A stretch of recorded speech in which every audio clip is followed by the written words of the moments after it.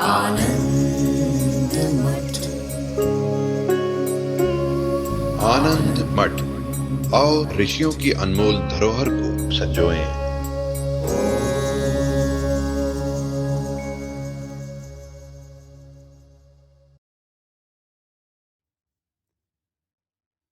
जीव, मैं जीव, मेरा जीव कहते तो हैं, लेकिन एग्जैक्ट समझ नहीं है।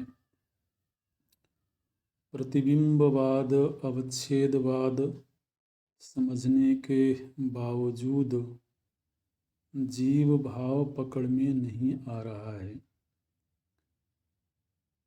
ये जीवन कौन किसके लिए जी रहा है? आखिर मुक्ति किसे चाहिए? मुझे यानी प्रश्न में तो यही समझ आ रहा है कि जीव क्या है, यह आत्मसत्ता से कैसे अलग है और मुक्ति किसको चाहिए। इन्हीं का अगला प्रश्न भी है, वो भी लेते हैं। जीवन संचालित करने वाली सभी मांगें तो कोई शरीर की, मन की, बुद्धि की ही दिखाई देती हैं, लेकिन यह सब तो साधन, इंस्ट्रूमेंट्स हैं। तो साधन की क्या, कैसे मांग?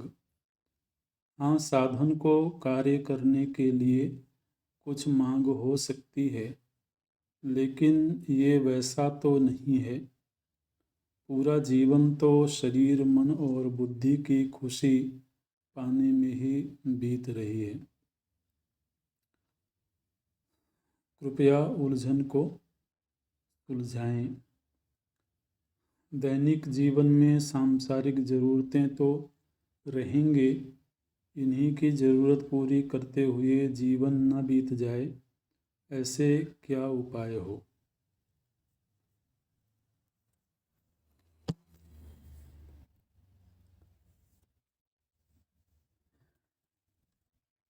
देखिए, ये प्रश्न जीवत्व संबंधी जो प्रश्न है, ये बहुत गंभीर प्रश्न है और इस प्रश्न का ठीक ठीक जो रहस्य है वो तो सद्गुरु की सन्निधि में बैठ करके आँख से आँख मिला करके जब हम बात करते हैं और दीर्घकालिक जब हम सत्संग करते हैं, तब धीरे धीरे करके यह रहस्य उद्घाटित होता है। ये जरूर है कि जीवत्व को खोजने की बजाय तत्व को खोजना ज़्यादा आवश्यक है।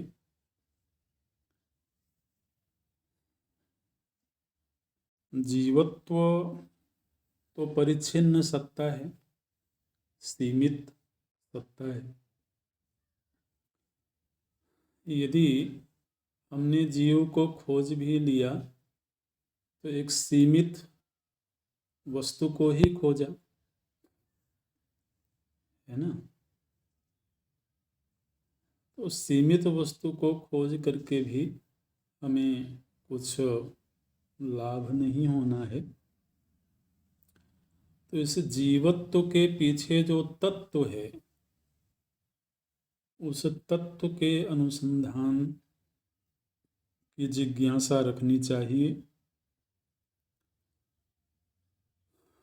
और जहाँ तक बात ज़रूरतों की है, तो ज़रूरतें किसकी? आप विचार करें, यह जो हमारा शरीर है, ये शरीर पंचभूतों से बना हुआ एक पिंड है।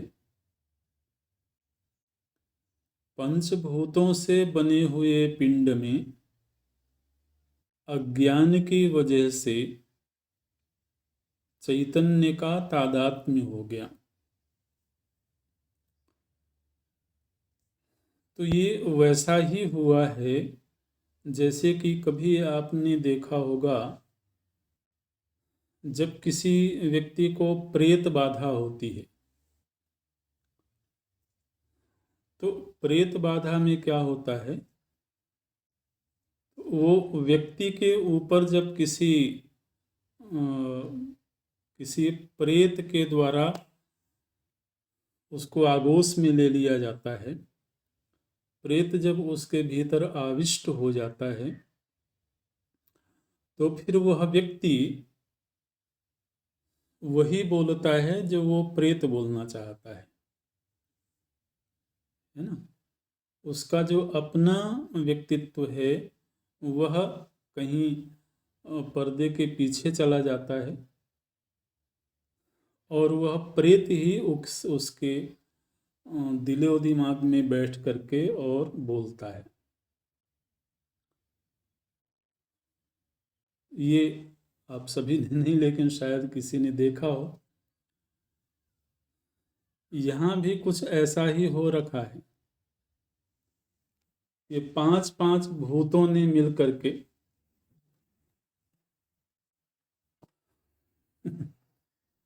हमको अपने आगोश में ले लिया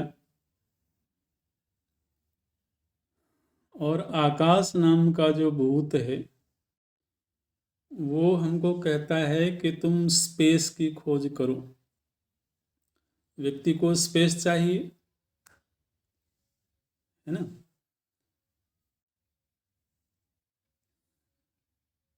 एक बड़ी जगह चाहिए। बड़ी जगह चाहिए मतलब क्या, आकाश चाहिए। जल नाम का भूत हमारे भीतर प्यास जगाता है कि जल की खोज करो। वायु नाम का जो भूत है वो हमको प्राण शक्ति की इच्छा जगाता है, प्राण चाहिए, वायु चाहिए। अग्नि तत्व है, वह एक सुनिश्चित मात्रा में ताप चाहता है। ताप कम हो जाएगा तो परेशानी हो जाएगी। और पृथ्वी तत्व है, तो वह हमारे भीतर अन्न की भूख जगाता है। अन्न तत्व जो है वो पृथ्वी का अंश है। तो आप देखें कि हमारे भीतर जो जरूरतें पैदा हो रही हैं, वो जरूरतें किसकी हैं? लघु को विराट की हमेशा आवश्यकता होती है जीवित रहने के लिए। ये वाक्य ध्यान में लीजिएगा। लघु को अपने सर्वाइविंग के लिए, अपने जीवन के लिए हमेशा विराट की आवश्यकता होती है। व्यक्ति समाज के बिना नहीं जी सकता है। व्यक्ति लघु है और समाज विराट है। इसी तरह से इस शरीर में एक छोटा सा आकाश है, तो उसे जीवन धारण करने के लिए विराट आकाश की आवश्यकता है ना, समष्टि की आवश्यकता है। व्यष्टि समष्टि के बिना जीवित नहीं रह सकता है। तो यह जो एक लघु पिंड है जिसमें आकाश, वायु, अग्नि, जल, पृथ्वी हैं, तो इसी की जरूरतें हैं विराट की। इस शरीर को अन्न नहीं मिलेगा तो इस शरीर के भीतर जो पृथ्वी तत्व है वो धीरे धीरे करके क्षीण हो जाएगा।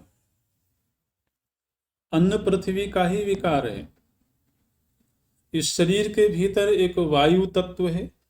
विराट वायु श्वास के रूप में ना मिले तो वो क्षीण हो जाएगा। तो मूल जो जरूरतें हैं वो जरूरतें तो पंचभूतों की हैं।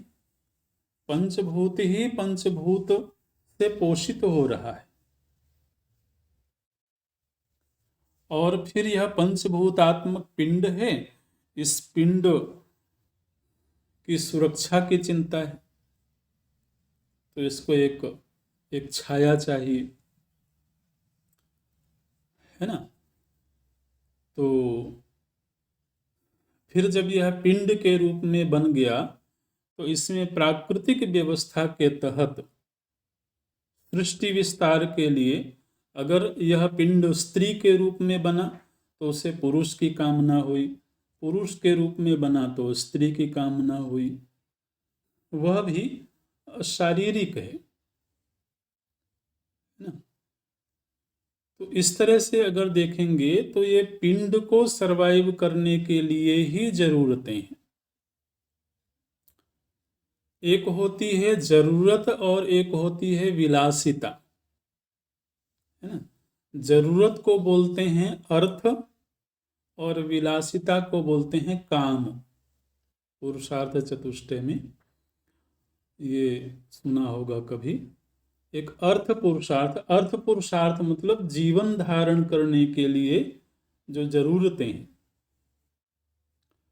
और जीवन एक बार सुरक्षित हो गया तो फिर थोड़ा विलास चाहिए।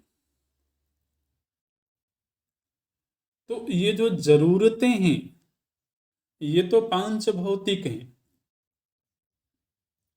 लेकिन विलासिता जो है वो वासनात्मक है। वासनाएं जैसी होंगी वैसी विलास की कामना होगी, इच्छा होगी। तो पंचभूतों से बने हुए पिंड की अपनी जरूरतें हैं और चित्त में बैठी हुई वासनाओं की अपनी जरूरतें हैं, लेकिन इन सभी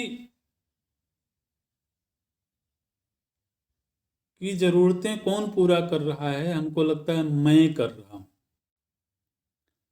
तो ये मैं कौन है? बोले इस पिंड में तादात्म्य करके बैठा हुआ चेतन। ये सारा का सारा अज्ञानजन्य है ना। अभी अगले ही प्रश्न में हम इस विषय पर चर्चा करते हैं कि जिसको हम जीव के रूप में देख रहे हैं वो वास्तव में अज्ञान दशा में ऐसा मालूम पड़ रहा है, वैसा हुआ नहीं है। किसी चीज का मालूम पड़ना और किसी का उसी रूप में हो जाना, ये दोनों अलग बातें होती हैं। तो जिस समय पर हमको लग रहा है कि ये एक व्यष्टि, एक पिंडात्मक एक चेतन है, परिच्छिन्न चेतन है, जिसको हम जीव के रूप में संबोधित कर रहे हैं, वस्तुतः इस समय पर भी उसमें जीवत्व नाम की कोई चीज नहीं है। ये तो जब तक चित्त में अज्ञान बैठा हुआ है, जब तक मोह बैठा हुआ है, तब तक हमको ऐसी प्रतीति हो रही है, तब तक हमको ऐसा अनुभव हो रहा है, ऐसा लग रहा है। तो इस तरह से इसको समझना चाहिए।